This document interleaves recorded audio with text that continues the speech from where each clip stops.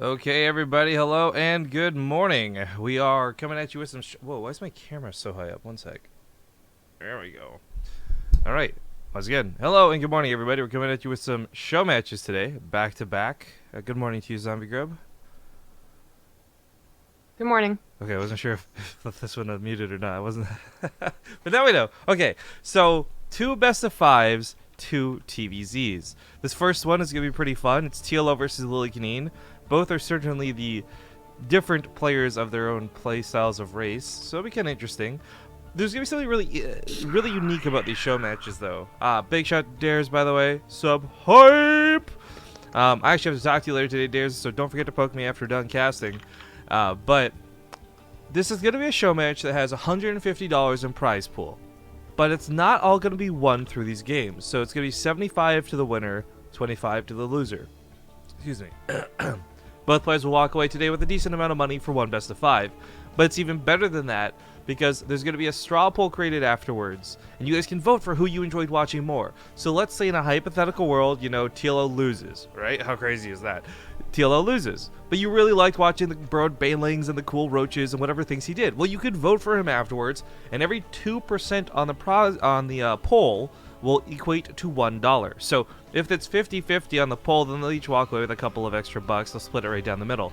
But there's going to be an extra $50 that will be split between a straw poll vote at the end. So this show match, by the way, is brought to you guys by a combination of Riamar, one of our moderators here on the channel, and another moderator, Triss.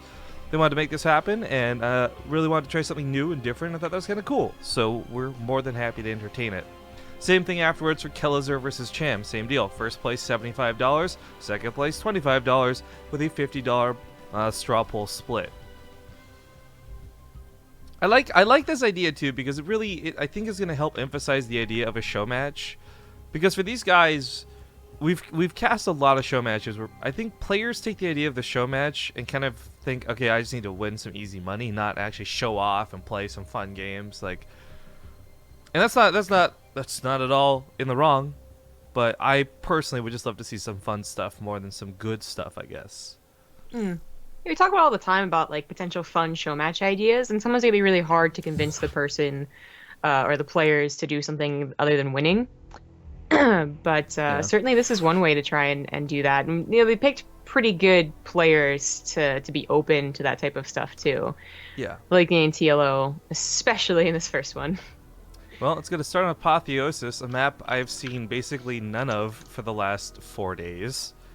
No, excuse me. I think we cast one game on it for the European Kespa Cup qualifier. Yeah, not really chosen a lot, which is weird because there's, you know, still plenty of Zergs planned, but I don't want to choose it. You ready to go? I am ready whenever they are. We got the overlay set. We got things good to go. We got the top Korean, cast everything back on, and hopefully it works this time. The last couple times we've done this, we've been getting really subtle claps instead of big yelling. So, just saying, if anyone wants to test that there donation thing and see if it works, I'm gonna. All right. So as we get into Apotheosis, again, reminder: this is a for fun show match. There's not really a lot riding on this. There's no giant qualifier spot. It's just for these guys that earn a little bit of cash and get to show off their stuff here on a Sunday. It's morning for us, but afternoon for them, or evening even, because in Europe I guess it's not morning anymore. Regardless, Rifkin and Zombrib coming at you here on BaseTradeTV for this best of five. Spunny in the top left side, it's going to be the Green Terran, Lillekanin. In the bottom right, as the blue Zerg, he's Liquid TLO. All right, so TLO definitely going to have to deal with some shenanigans. Yeah, I guess. well. So this is the thing, right? If Lillekanin's going to do a bunch of weird proxies, maybe it's Reapers to win the game. Maybe it's Marines and something different because no gas was taken. But, oh, there we go. But at the end of the day, there are people out there who are like me, and their hearts are more easily won with really gross cheese than necessarily good macro. Yeah, well, unfortunately, TLO is going to be able to scout Oh, this, is he though? just barely. Oh, that second SCV was the giveaway. There we go. Yeah, kind of unfortunate. Yeah. Well, TLO, I mean, he knows Lillekanin, and actually, they faced each other before, for sure, and they faced each other like a couple times on ladder, but not super consistent, because the last time we cast the two, TLO did actually talk about it for one reason or another, I don't remember. Have we ever actually seen Proxy Reapers on Apotheosis yet, by the way? Proxy single Reaper, Lillekanin does a lot versus Protoss, but for the 2 racks, no. And what's so weird too is that usually this guy does a 4 racks Reaper on like Frozen Temple, for instance. Yeah. So believe it or not, 2 is kind of middle of the road for him. I almost wonder if that's going to be a problem. So first off, we see the drone being a little bit annoying for this SCV. Should be able to finish the barracks. He's build canceling, but luck is not on his side. There we go. Okay. Well, the drone's gonna be able to scout anyway, so like, you know, it would have been awesome if he canceled the second barracks, because that just messes up the Terran's plan so much. But it also gets some scouting done on whether or not a command center is being taken. Ideally, that is, as it's gonna get in there maybe before the 3rd supply depot is finished. So that's always nice. It also might be able to block out that 3rd supply depot so the Lings can get in. Yeah, which would be a pretty big deal. That's gonna be massive for TLO. It's a lot easier for those Lings to kill the mineral line than it is for the Reapers to. So first blood picks off one of the units down here to the south. Of course, that Reaper's still going to be jumping around looking for more kills, but... Oh, he's a little bit late to the party, and this isn't a full wall off. If TLO realizes that, yeah, he put the drone exactly where it needs to be. Cruel. Very cruel. Those Lings are going to get in there. So here's the thing, though. The argument should still be SCVs ideally beat Lings. But you got to pull off mineral lines. You got to chase them around. It doesn't feel good. But Lillekanin's not reacting yet. He's still on the other side of the map focusing with these Reapers. It's really a tough decision here. I really like that TLO went for the supply depots too, because if he had gone straight to the mineral line, yeah, the pull would have happened. He probably would have been surrounded. But in this way, if a pull does happen, he's able to run away or snipe a couple SCVs. It's already going really, really poorly. As you know, proxy Reaper, you really have to focus 100% of your attention on the Reapers. And you know, he tried to make a decision there not to save the supply depots, and instead focus on his Reapers, and unfortunately the Reapers aren't doing very much. Right, he brought them back home to try and deal with this threat, which may have been an issue or an overreaction. Even I think like one Reaper would have done it from a rally, but this bunker trying to kill the spine crawler should be able to get it. TLO doesn't have transfuses available. The SCV's not on auto repair either, which is another problem, and mistakes on all over the place here for Lillekanin. Yeah. Oh, TLO's waiting on the low ground trying to trap him with those speedlings. That was so clever, so cool. I think Lillekanin's plans have fallen apart, but here's the thing, right? Not many drones died, but TLO had to make a lot of Lings. He made spine crawlers, you name it. He's actually behind on workers, despite all things considered. So as Lillekanin finishes up his own natural base and brings these barracks back home, a couple Reapers on the high ground and no Banelings to bust, he should be okay to try and macro, but he's not in a great spot. No. Yeah, actually, he doesn't have enough Reapers to stop that counterattack like you're supposed to. Whenever you proxy Reaper or mass Reaper, you really don't have to worry about a counterattack if you have 9 or 10 Reapers that are all alive. Unfortunately, he still only has 2, so you're right, it's not a Baneling bust. He can't break that wall, but he can actually stop the command center from going to the low ground very quickly, and Lillekanin is going to have to wait a while, so 3rd CC is probably in his best interest. It looks like he's going for mech because it's Lillekanin. His barracks actually did not go home, even though they could produce some helpful Marines. They're just scouting instead, and they see the gold base taken. Yo, one of these scouting I would actually like. We've talked about it before. It's the cost equivalent of an Overlord, and it gets a lot of time. He's actually going to land one and try and build some Marines or something out of it, I guess. But the fact of the matter is he's going for double starports, triple starports. Okay. Oh. This is something I would really like if he was on 2 bases worth of gases, right? But he's on 1. So this might not work so well for him. TLO's also going to scout this, and this is so unfortunate because the last thing you want is your surprise combo of 3 Stargates, or Starports, excuse me, to get scouted. Yeah. Unfortunately, TLO knows this guy quite well. The last time we saw them play out, it was around when Dusk Towers, for instance, was still around, and Lillekanin managed to get A game. I remember that. And then did a similar thing the next time, and you know, TLO learned and adapted and responded well. It was like it was one of the 4 racks Marines, actually, as far as I can recall, because TLO needed Banelings for it. But anyways, yeah, he knows that the best thing to do is scout for proxies and then get fast Overlord speed to scout for the follow-up. And unfortunately, this is not some like great weakness of TLO. Oh, I didn't have a lair. Where he's like bad against mech, even if he scouts it. Not so much. TLO's actually still pretty good against mech if he scouts it. Of course, it's a sky mech, a little bit different, and can still be very surprising. But well, he scouted everything, including the fact that it was Banshees first. Alright, so here's the question though. What's the best response to this? Because you're going for Spore Crawlers and Queens, you're going to guarantee that this doesn't get out of hand too early. but we've seen it many times in the past. And once you get up to say 5 Banshees, you no longer really care about Spore Crawlers. In fact, you focus them down pretty quick. Yeah. So if TLO, he's going for the Spire, and I think that's where the Liberator comes in to try and be a little bit of anti-air, but not a bunch of additional queens. And I think if there's like 6 queens on the map, he would be impenetrable when it comes to the defenses. Mm-hmm. It's a little worrying that he's gonna wait for the Spire. Yeah, there's already, gonna be 4 Banshees, but I think he knows what he's doing. It's gonna be a combination too of like a swell of Corruptors. And TLO doesn't have that much economy or that much of a bank, right? But usually you see a swell of Corruptors and then a ground attack, so that even if your air army does survive, your ground economy does not. So this is pretty sick. First and foremost, the Fusion Core. This is the one time I get to actually hype up the potential of battlecruisers, and maybe it's gonna happen. But furthermore, it's likely gonna be the Hyperflight Rotor Banshee on upgrade, and I don't know, man. Like, if it is Corruptors, that's gonna be great. If it's Mutas, it might not work so hot. Either way, for those who don't know, the advantage of the speed that the Banshees get is not that they necessarily outrun all air. They outrun all detection. Overseers with speed can't keep up with those Banshees. That's a kill. Okay, that's nice for Lillekanin. Oh, he's gonna go. Okay, so for a couple of Mutas and then a couple Corruptors. All right, so he's probably thinking along the lines of like, okay, maybe Banshees first, so Mutas are actually gonna have a chance to do something, but Corruptors are gonna be the way to go as this game continues on, because you just you won't be able to beat the Liberators with Mutas. Right, and I mean, okay, so you outrun the defense, you can't outrun static defense though. There's always gonna be detection, and the Corruptor should be able to sit above the hatcheries and keep them safe. My concern is Lillekanin doesn't have enough anti-air coming. I love the idea of all the Hellions running underneath this. I love the idea of the Hyperflight Rotor Banshees being so fast and maneuvering around the map. I don't love that he can't take any sort of fight head on. And it's not about even Vikings or anything. I would say, like, as bad as Liberators are versus armored units, their splash damage still makes them quite formidable. Yeah. The Hyperflight upgrade's not done yet, that's why he splits his Banshees. Oof. It's actually only halfway done, so these are gonna get taken out as well, and unfortunately, that's like not leaving him with many Banshees left over to even use this damn upgrade. I guess he still has 3 roaming around somewhere. Oh, but I like Widow Mines as a response for anti-air. Those are actually pretty good, but it might be coming too late still nonetheless. There's not even turrets down. The Engineering Bay only just finished. Oh. He's getting caught with his pants down, Zombie Grub. Yeah, I did.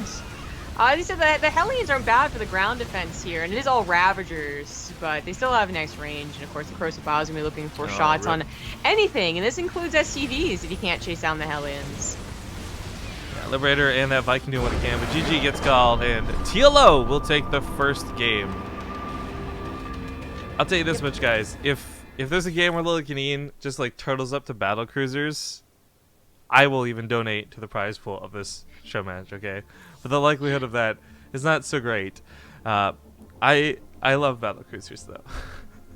Love them. Yeah, I actually think that maybe a turtle style would work out better than what he attempted to do there. There's a lot of reasons to go for an aggressive maneuver before you go into mech, because mech can still be wishy-washy if it's good or not. But I think that TLO specifically is going to scout you on every single proxy and just make it worse for you instead of better.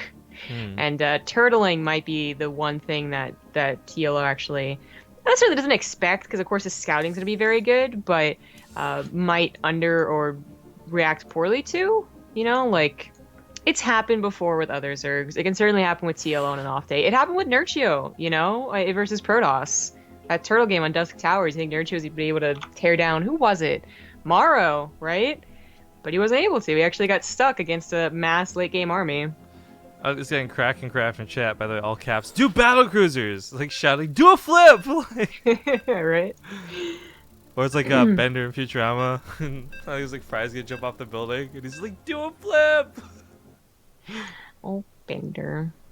Alright, well, let's get into game number 2. Frozen Temple is gonna be the map this time around.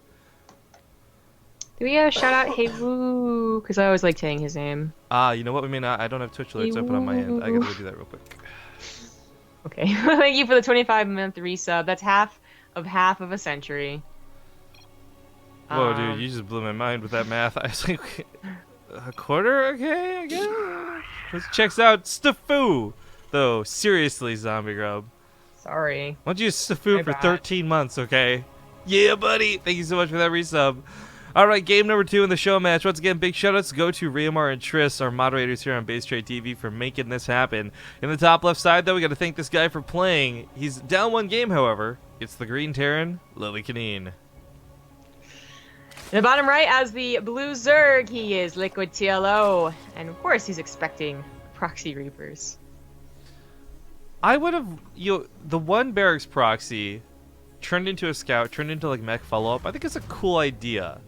But unfortunately, by dedicating more to this, you leave yourself vulnerable and open back at home. And TLO, I think, all things considered, it's not that he plays fearless and that he doesn't worry about this build, but he just knows how to react to it correctly. It's like some actual intellectual thought process in sending those 4 lings across the map instead of having them sit at home defending. And it worked really well that last time. There's no reason it wouldn't work well again. Except for the fact that Lillekanin put his 3rd barracks at home this time, so he should have a full wall off. That's gonna help, yes. You should still get a 4th barracks with another the other SCV that's building the barracks right here. Yeah, it's what he seems to always do on Frozen Temple, which is why TLO so easily scouted it. Like, he even scouted the exact location, right? Which really does not change that much for Lillekanin. It certainly is a weakness against, specifically a show match, where, like, even if they don't know you that well already, they can easily look up a couple of odds to know you pretty easily. So, yeah. It's still something that has caught off really good Zergs before, but there's Zergs that deal with Proxy Reapers better than others, and I would say that TLO is up there. So, I don't know how this is gonna go. Gut feeling, not well, but sometimes these things snowball. Yeah, that's what makes Reaper so interesting, because even for a player that you could argue is like less skilled, and I'm not saying that he is. Why is that not doing the Korean caster thing? WTF? Okay, we'll get to that in a second. Shoutouts and thank you, whoever that was. But my follow-up point to this was, Reapers, regardless of whether you're really good at the game or really bad at the game, if you're really good at this part of the game, you can overcome anybody. And that's what makes it such a scary build. Yeah. But that was donation bot, I guess? We haven't seen the donation bot in a while. $5 donation. We'll get that set up in a second. The otherwise is testing the functionality of the new features. Is all part of the donation bot's job. Boss, beat boop, etc. Did our bot just etc me? Bots. Did you just etc me? Can you imagine if a bot did that? It's like humans, etc. I mean, they can, can't they? It seems so sassy almost. Oh. Okay. Like I don't have time to list out all of the things. I'm a computer. I have fast processing to do. Well, that first bunker was a no-go. The second bunker isn't even that helpful. It's a fallback at least, but you're right. It really isn't that great. You can't take on the spine guard. If the queens aren't going to be here to transfuse, grenades go flying and little bits of micro. TLO is doing the very, standard defense here, by the way. Like, this is probably, if you can, the best way to do things. Is he gonna... Oh, he's gonna do Planetary Fortress? Wait, oh it's my Engineer god. Bay, though. He can't. Oh. Well, he has time to build that one. If he's gonna do it this way, I wish he would have done, like, the rough version of it. The +1 weapons that go with that, I think, is really sick. Yeah. I mean, I can't see what else the command center is for, because if it was going to mine off that one base, then it should just be put on that one base, right? I really don't. This is new. Certainly. And what's unfortunate is that TLO did scout, because I was about to say, there are some Zergs that figure you don't need speed to defend against this, because honestly, how useful are speedlings? And they kind of aren't. After the first 30 seconds where they kind of help out the queens, they don't really help out much after that, because there's like 12 Reapers, right? So there's a possibility this would have never been scouted. TLO would have been all like bunkered up at home waiting for Ravagers, but it was, and now it's awkward. Plus the Overlord really could have just kind of like dipped over there. New sub alert, by the way, Ragmuffin, or resubbing alert, I'm not sure which. I'm getting so confused these days in my old age. Thank you so much, and Klibos for the 19 months as well. You're both awesome, and thank you for supporting the channel.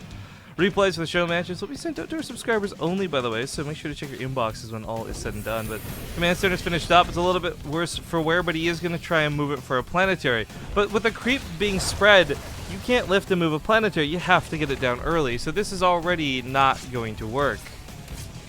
So awkward. It really is. It really is. We applaud the idea, right? Like, I mean, you always bring up Ruff's thing with the +1 and I think it's so sick. I really wish someone else would try and refine it. Ruff is a good player, but there are players better than him. And I feel like if they could use that build, they'd use it better, if that makes sense. I know what you're talking about, right? Like, there is some mad genius to the +1 Reapers. When you see something like this happen, and this is not just because of Lillekanin, by the way, the amount of Reapers that is. Ooh, he gets the Spine Crawler, and he's got control of the ramp!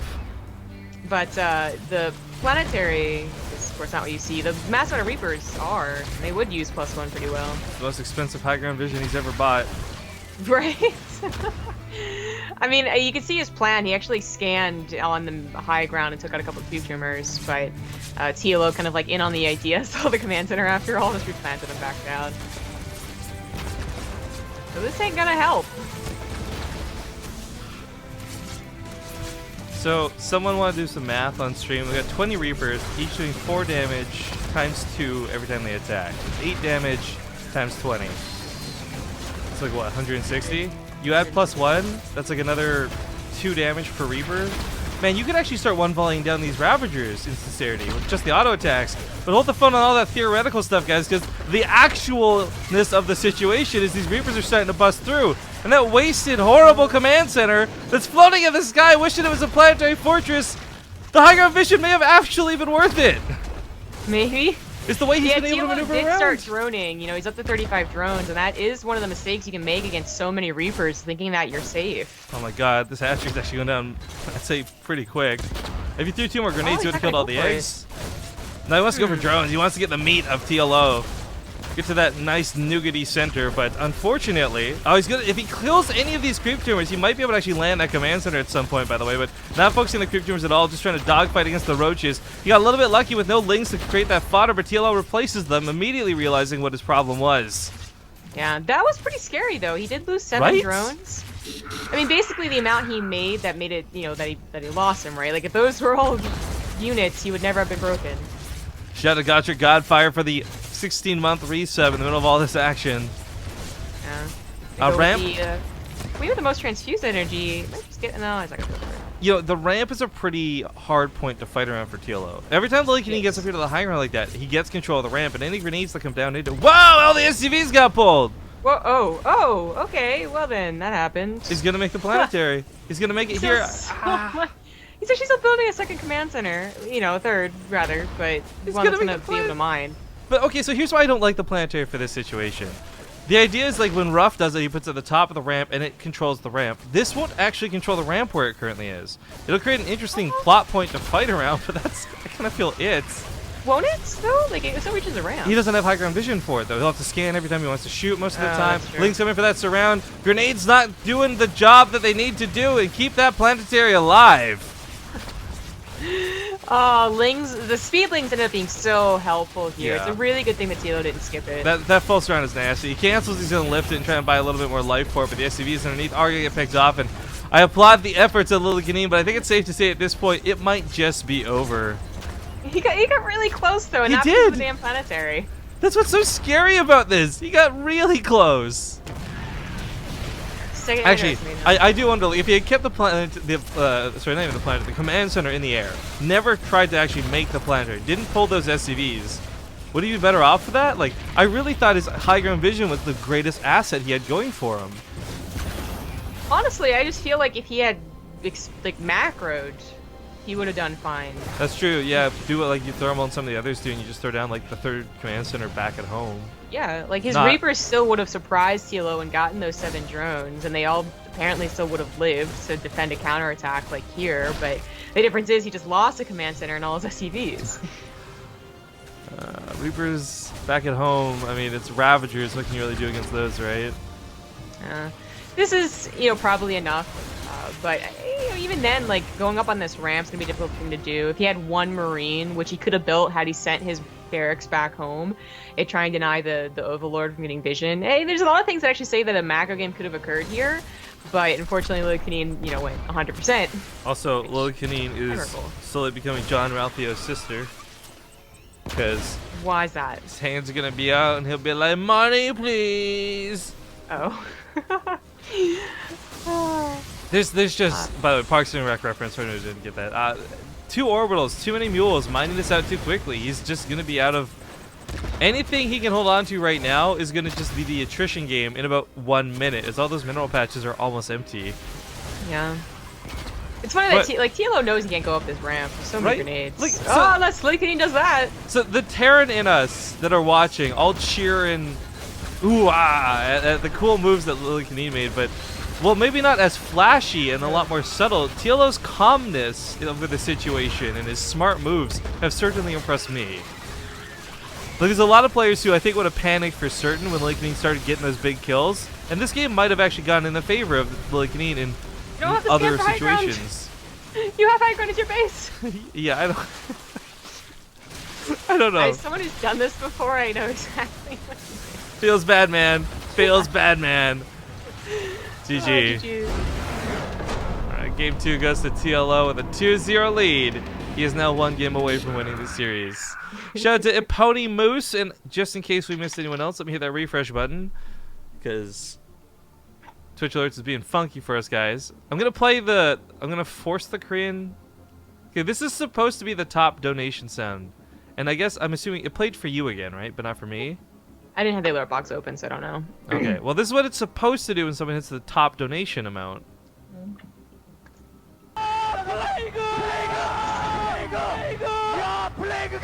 So loud, it's so stupid. But yeah, for some reason that's not playing sometimes. I'm not sure why. Anyways, we're gonna go to a 2-minute commercial break, give Lillekanin a little bit of breathing room, collect himself, get ready to proxy again. I don't know. We'll see you guys in 2 minutes though, either way. Alright guys, we're back. You can probably hear those beeps.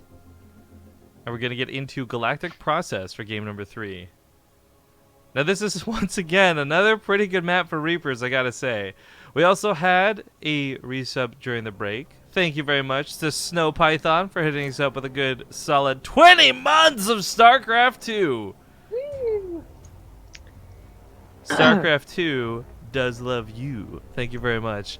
Spawning here in the bottom left side of the map, playing for the team Red Bloods. Or oh no, that's awkward because they're disbanded. Pardon me. I'm just gonna look over here in shame. It's gonna be the Green Terran, Lillekanin. In the top right, as the Blue Zerg, he is Liquid TLO. So I would like to remind everybody about the prize pool format for this, as this does come perhaps to a close here. TLO is up to 0 after all. It is a $75 first place prize and a $25 second place prize. But there's another $50 up for grabs, and that's going to be through straw poll voting afterwards. So let's say you are of the mindset that Reapers are the best things in the world, and even though he's losing, you're super stoked that he's doing them. Well, then vote for Lillekanin on the straw poll when it's all said and done, because every 2% there will equal $1 extra that these guys will walk away with. So it guarantees that they're both going to walk away with more than $25 today for certain. There is no way Lillekanin gets 0% of the votes, because I know that I'm disgusting and I'm going to be voting for it personally. Of course. Although You TLO could. what's that here? I was going to finish that thought though, where TLO could perhaps win me back if he does something crazy in this last game. But he's just playing really well and smart, and I respect that. But I see that all the damn time in qualifiers, so I don't care for that. Big shoutouts and thank you to CK Walsh. 11 months, 1 month ago. Man, I wish I knew you were so close. I would have brought up our tooth to Seattle when I saw you, man. But either way, he says, let's go, Lillekanin, bring it back. I guess I would also like to mention, this is kind of like a pre-announcement, but not an announcement of an announcement. CK Walsh has given us a considerable amount of money to host a random versus random tournament again. If you guys remember, he funded the last one we did. It was pretty fun. We had some really crazy upsets. Like, I think it was like Xanster's Protoss off race. Sexy.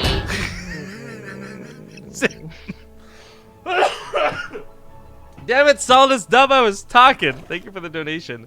But it was Xanster's Protoss off race that beat Cyril's Zerg main race. Like, I really love the prospect of a random versus random tournament. So we'll get that going probably next month or something like that. But either way, shout out to CK Walsh once again. Thank you very much, dude. Yep. Thank you.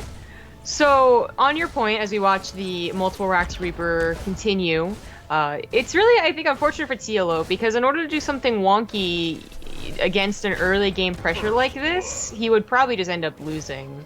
I actually can't think of much that he can do other than like try and get a quick lair and go for like a Nidus Worm, but it would probably kill him. So I feel like if this was a turtle game for Lillekanin and TLO was the one that had a lot of time, he could do something funny, you know, like on Apotheosis that actually went a little bit longer.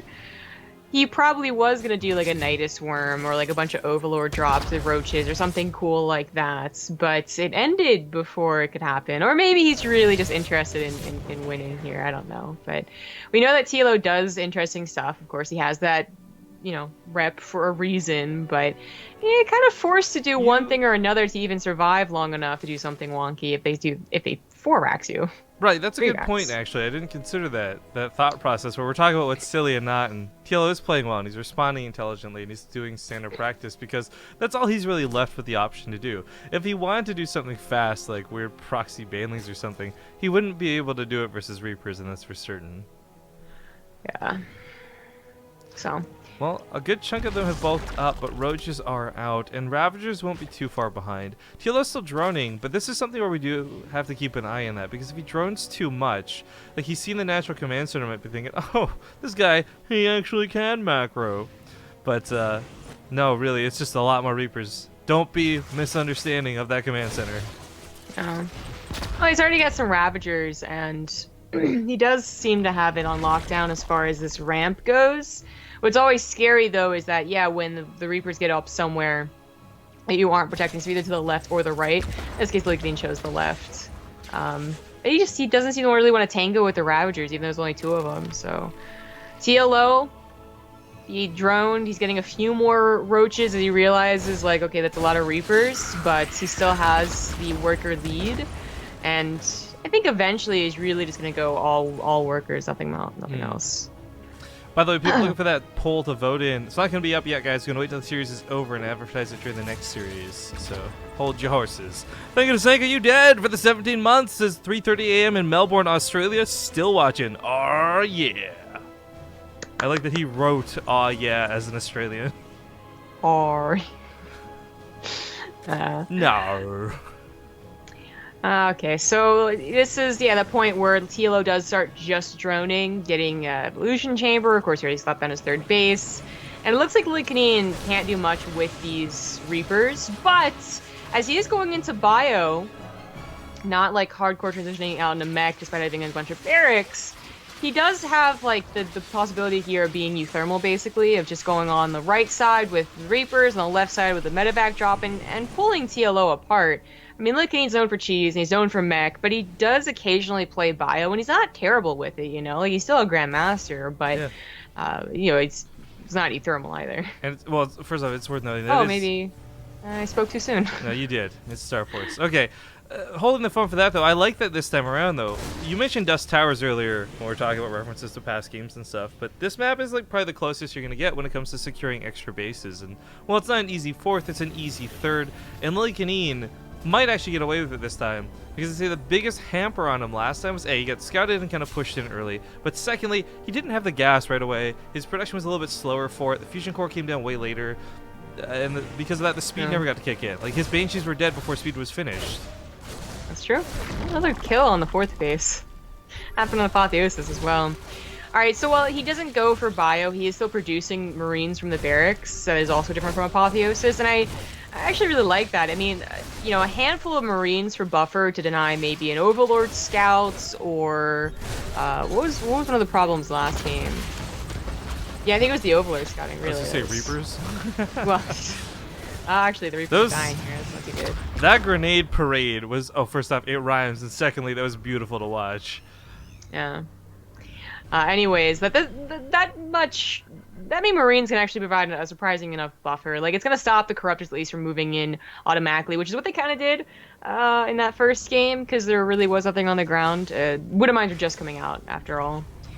But Lillekanin is on 3 bases. He's actually going, like, not just starports, getting a lot of factories as well.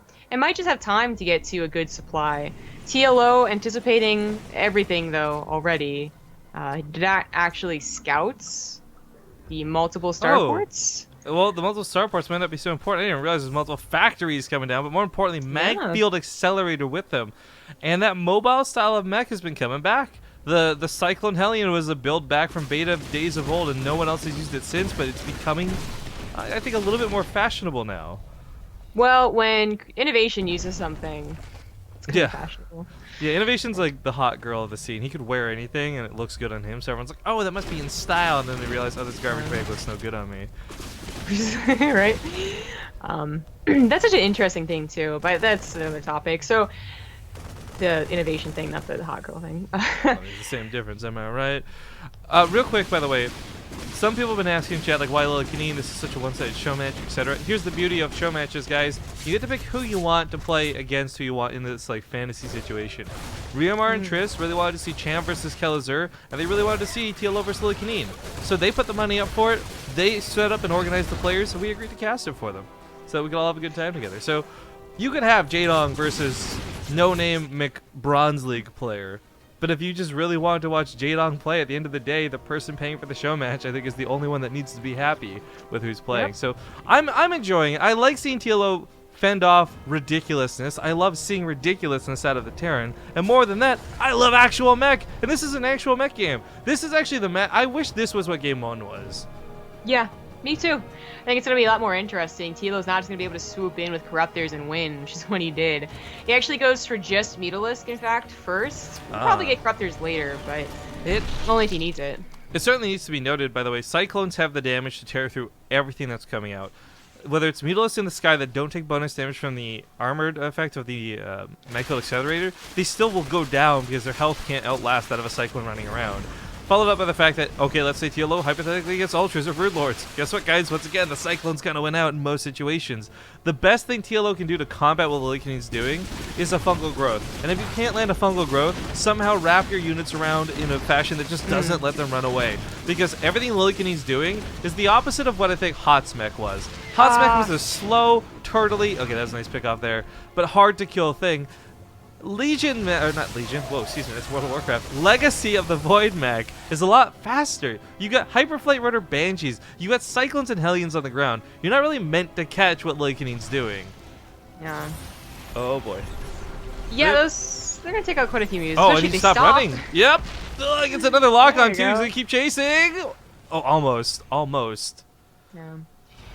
So I'm not sure that TLO knew this was going to be that style of mech. As far as the scouting is concerned, he only saw the starports in one additional factory, so this might be a bit of a surprise for him, but the good news is that he might just have so much like, of an army, like it's maxed out after all, that he'll be able to take care of the first wave. Oh. It might be a terrible trade for him because Lillekanin has such micro potential, but he'll probably live. I'm really curious about this Raven. I don't know that we're going to see a lot of them yet because he doesn't have Corvid Reactor, but unfortunately, as cool as Ravens are, you put the point defense drones down, you stop things that get abducted by, absorbing the shots. I don't know that it's going to be abducts. Maybe more so it might be Blinding Clouds. I mean, okay, so you'll Blinding Cloud, it doesn't affect the Cyclone lock-on, kind of sucks. But if you can get anything to push those back while you take positioning, you can then abduct everything one at a time. So like 1 or 2 Blinding Clouds mixed with a lot of abducts could go really well. Yeah. They can certainly be helpful, and there's so many of them too that like he could actually create a blinding cloud maze or something that the Cyclones have to go through. Are you seeing in-game stutter? Is that just my end? I am seeing it, yes. Okay, so one of these guys is lagging there. Yeah. Feels bad, man.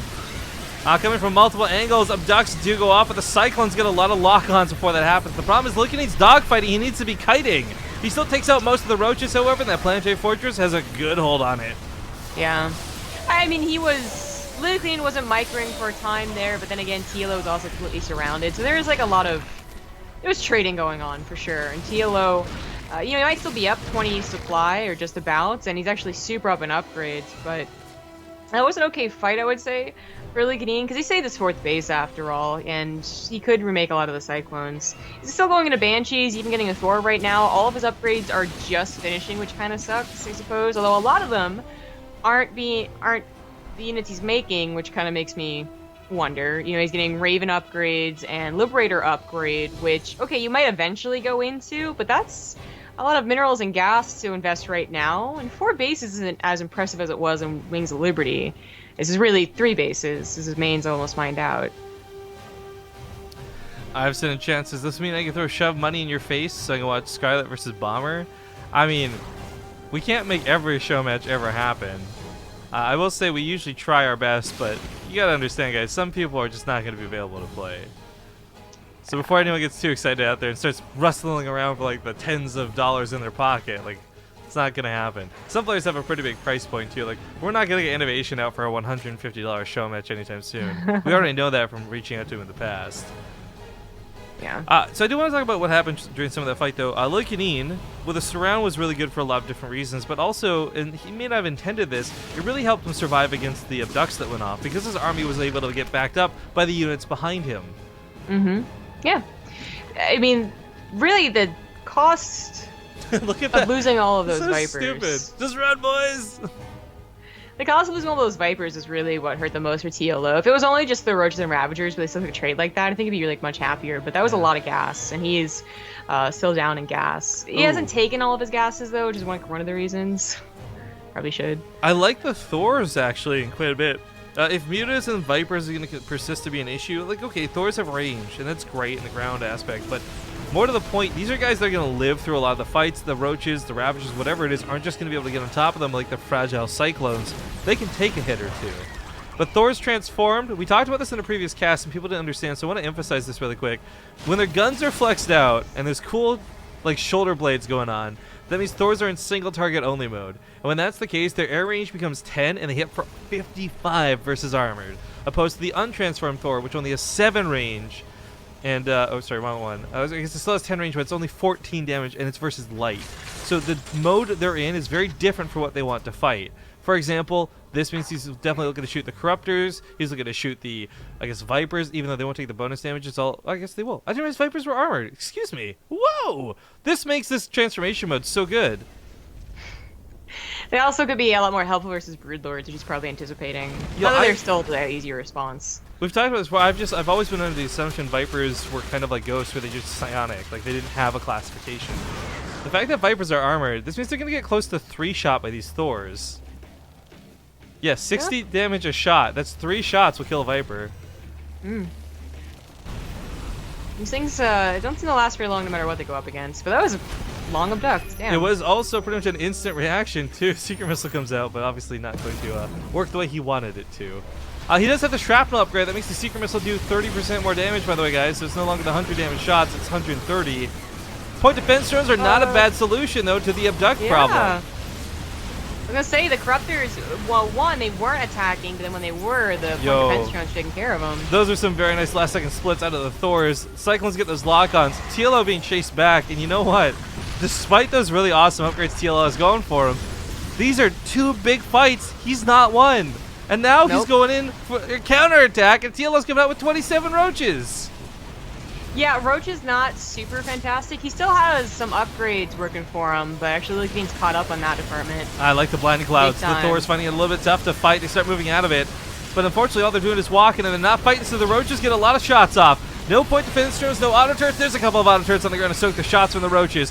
But I actually, without the Banshee support, don't think these Thors are going to win this fight. Oh, wow. Those Blinding Clouds absolutely saved TLO's life here. Yeah, without a doubt. Those are pretty good. I'm not sure what just happened. There's a small counterattack across the map. 10 workers died. Unless that was just all SCVs pulled to repair? I didn't see any flashing in the mineral line, so I could be... I think that was just repairing CVs, maybe. No, I didn't see them repairing either. I don't know. Well, you might be right about that, so... The point is, he now has... he still has supply, but it's all in this kind of, useless air that has to land, and Vikings aren't that great on the ground. No. And TLO, once he gets some larva, should be able to max out again. Yeah, I mean, he's got about 29 going now, so he's good. But beforehand, he did just spend everything on getting like 30 more Roaches out ASAP. Roaches, I don't think are even going to be that great. I love the idea of the Hydras being added into this. I love the contemplation that there might be even lurkers with it a little bit later too. But for Lillekanin, I love the Cyclones. I love everything he's been doing with the Thors. Really, a siege tank or two could really clinch this. More Banshees is also not a bad alternative. They'll do the same damage the siege tanks will in terms of just being able to free fire on the ground units from afar and not have repercussions for it. But I am worried that the anti-air was wiped out once. Does Lillekanin just assume TLO won't remake it? Because he's starting to give away Vikings for running around, landing here and there. Like, there's going to be more Corruptors. There's going to be more Vipers. It's really easy for a Zerg player to just hold that button down and get like 16 out pretty quick. TLO really is getting everything, by the way. Greater Spire as well as a Liquor Den now, which is interesting. This is a clever little spot. There is no high ground vision here for TLO. Nice. Yeah. By the way, going to the actions per minute page, everyone's talking about TLO having like 2k APM. As we can see, it's spiking down here. This is a bug. He knows it. We know it. We're all aware. His computer's not actually catching fire. It just has something to do with the way he's registered his hotkeys. So before everyone gets too hot and bothered, I know it's sexy seeing him with 1k APM, but he's not actually moving that fast. No. Fingers literally flying on the keyboard. Well, if he had Corruptors, this would have been a freebie, but without it, Lillekanin's able to save his base. Yeah. He's got 2 floating command centers right now. Awkward. Not much else going on in the rest of the map. TLO just really overtaking everything. He might even aggressively expand to Lillekanin's would-be usually 4th or 5th, but now at this point it's like a 7th off to the left side. Or he might even take that one, in the corner. I just all denied. I'm worried because Lillekanin has this awesome mineral bank, and he's been doing all these things to take big head-on fights, but there's been no run-bys of Blue Flame Hellions to mineralize. He's been using Vikings and a couple of Banshees to that effect, and those cost gas, something we can clearly see he doesn't have an abundance of. I actually think cost-effectively, without a bunch of spine crawlers defending, and I guess there's a mineral trick here because 211, or supply trick, but Hellions running around the map I think would probably be the best, most cost-effective thing he could do, but it's not on his mind. Everything right now I think is a little tunnel vision towards taking that big fight. Yeah. People in chat saying I've never seen mech like this. Now this is pod racing. He got almost lucky. It was good positioning that helped him so much with the blinding clouds against the Thors. So the other engagement besides that one actually went in favor of Lillekanin, I would say. So that's always something that's a little worrying. 2 things to go toe-in-toe with that. First off, I'm surprised, and I didn't think about this, a couple Liberators would be nice because Cloud Kingdom, aka Galactic Process, it's all about chokes. And that's why that Blinding Cloud you brought up works so well, right? The positioning you're talking about coming down that ramp. It's the same sort of situation where, okay, TLO might be able to like zone out with some of the Blinding Clouds, but Lillekanin should be able to zone out with Liberators too, but not thinking about them at all because he's so focused on these Banshees. It could be... It's a hard decision right now for both players, actually, depending on what their opponent is doing, and he might have thought that there'd be 20 Corruptors. He was out of range and then moved into range. I know. That was about... So let's talk about the Mass Ravens for a moment. It's a cool idea. I like having a lot of them in play, and I think Ravens are always like some of the best units Terran have to offer, but Ravagers tear through those, Blinding Clouds, Abducts, hell, even Parasitic Bombs. 3 Thors for free is not good. No, it is not. Banshee. That's some pretty good abducts right there. Small roach these roaches. This yeah, they're going to clean up the Cyclone, but why not? He would need Banshees, I think, to come back here. There we go. God, they're fast. But every time he's not paying attention to his front lines and these abducts go off for free is really bad for Lillekanin. Like, Thors are expensive, they're difficult to make, and they are really good abduct targets. I mean, producing 4 Thors at a time, 3 Ravens. This is such an expensive gas army. I do love that he's been throwing down point defense turns and stuff pretty... Oh my god. TLO just did like a full 360 with Corsair Gear and hit almost none of the SCVs. How's that possible? Skill. There's the Parasitic Bombs we're talking about. Those have got to spread. Now, the thing about Parasitic Bomb that's so nice is you can actually live through one as long as you spread and repair. The damage doesn't stack like it used to. Fortunately, the Banshee thought they were covered by the point defense turn, but they weren't. 23 SCVs also went down with that attack. But Lillekanin's still keeping his supply high. Not bad. Yeah. At the end of almost every single fight, even like with the abducts or with the direct fight, he's been keeping his supply pretty high. Really waiting for that one opportunity to take the real fight that hopefully goes in his favor. But I really think that these Vipers are going to be his main problem. This is where like experimentation would be really cool, like seeing a couple of ghosts would always be really cool, but probably not going to happen. But even Vikings at this point, to try and target them down before they get the abducts off, not a bad idea, just hard to execute. I think this TLO go through like 5 keyboards a game, 3k APM. He spiked that, by the way. Looking at the graph, oh my gosh. APM literally has, again, no bearing on this guy. It's so cool to see nonetheless. Alright, shots getting fired as he continues to advance to that front line. There's a wall of changelings that are going to cause problems for a very clumsy mech army. Point defense drone's going down, and the blinding clouds are good once again. Amazing. So creative. This is actually one of the categories where I would say creative falls under it, because it's not just a good response, but it's hard to play against this because not a lot of players play this way. Like, TLO's currently doing boot camping with Team Liquid, right? Eutherma and Bunny don't play like this. A lot of the Terrans he's fighting on ladder don't play like this. No, they do not. No, it really is just Lillekanin, but luckily, since, you know, TL has done so many show matches and online tournaments, weeklies, he has faced this enough times. That experience with it. By the way, shouts to Drunken Master, 22 months, as he cheers for TLO, TLO, TLO. Well, he's looking pretty good. Oh, he's gonna need your cheers. Blinding clouds aren't too bad. Corrosive Bow's gonna pierce right through those and hit those Thors. He's out of energy on the Ravens though, and he's got no more way to deal with the ground. Yeah. I'm just waiting for those to get hit too, by the way. They keep on clumping up. The blinding clouds do go away here, and since it was mostly Ravagers, is why there's so many corrosive vials. Oh, by the way, I gotta shout out quickly. I gotta shout out those auto turrets, by the way. Those may have just turned the tides of battle at the very end. They do a lot of damage, they have high priority targeting, but they also killed a ton of roaches right there at the last second. The worst thing about those Thors is they take a long time to reload their shot. The auto turrets were picking them off, so they weren't wasting, 68 damage worth of overkill on them. But 25 Hydras, 20-something roaches. It's a lot easier for TLO to max out again than Lillekanin. And the other part of this too goes back to the energy dynamic of this. Lillekanin, to use those Ravens again, has to wait like a good minute. TLO, he's got Vipers, they consume, they're ready to go in seconds. I wonder how much the speed boost in the new test map works or helps with Banshee speed. Wasn't it the Hydras? They don't have more speed, they just get, doesn't it just research earlier because you don't get diffusion core? No, I'm talking about the Hydra speed upgrade. Oh, you mean when they're on creep? Yeah. Yeah. If it really helps versus the hyperplate rotors or just whatever. It's about time we saw some of this. This is what I like to see.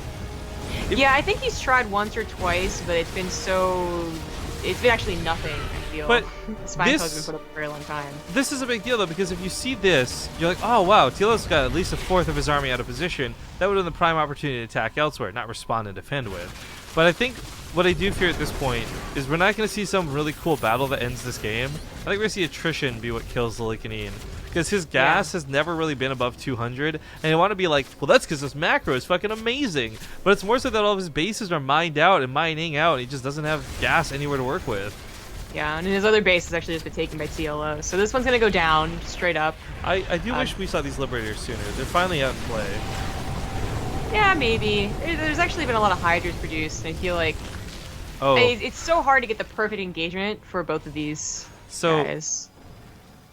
This is like one of the rare times I can pull from my ladder experience, because I'm sure you've never been shitty enough to go almost pure Liberator.